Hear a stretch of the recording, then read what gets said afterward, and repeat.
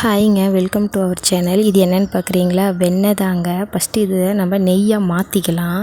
வாங்க, ஸ்டவ்வை பற்ற வச்சு அதில் கடாய் வச்சுக்கோங்க. கடாய் நல்லா சூடானதும் நம்ம எடுத்து வச்ச வெண்ணெய் இதில் சேர்த்துக்கலாம். இந்த வெண்ணெயில் இருக்கிற கசடெல்லாம் போக்குறதுக்காக முருங்கைத்தலை அப்படி இல்லைன்னா ஒரு 2-3 உப்புக்கல் இதில் போட்டுக்கோங்க. அப்போ தான் இதில் இருக்கிற கசடு தனியாக மேலே அந்த நெய் தனியாக திரிஞ்சு வரும். பாருங்கள், வெண்ணெய் நல்லா சூடாக ஆரம்பிச்சிருச்சு. இது போல் நல்லா நுர துப்பிக்கிட்டு வரும். இந்த நுர அடங்கி நல்லா பபுள்ஸ் வர ஆரம்பிக்கும். இது நல்லா ஒரு கிளறி விடுங்க.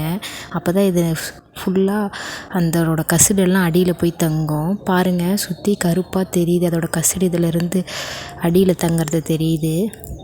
பாருங்கள், இப்போ நுரையிலேருந்து அடங்கி பபுள்ஸ் வர ஆரம்பிச்சிருச்சு.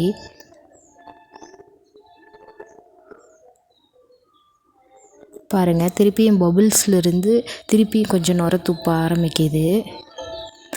பாருங்கள், சுற்றி நல்லா அந்த கசடெல்லாம் கருப்பு கலரில் இருக்குது. இப்போ இந்த ஸ்டேஜில் அடுப்பை ஆஃப் பண்ணிக்கலாம்.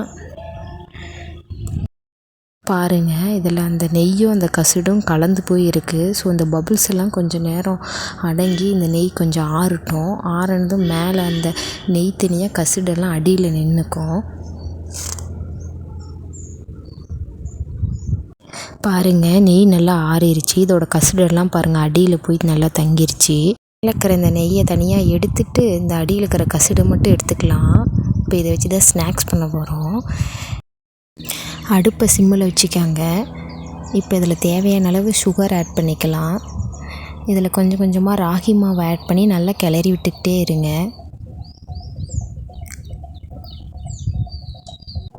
வரன்னு நல்லா உதிரியாக வர அளவு இது நல்லா கிளறி விட்டுக்கலாம்.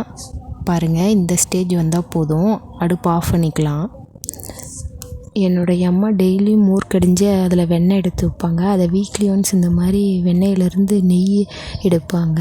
அப்போ இது அடியில் நிற்கிற கசிலில் ராகி மாவும் சர்க்கரையும் ஆட் பண்ணி இந்த மாதிரி கிளறி தருவாங்க. அவ்வளோ டேஸ்ட்டாக இருக்கும். ஸோ தேங்க்யூ ஃபார் வாட்சிங்.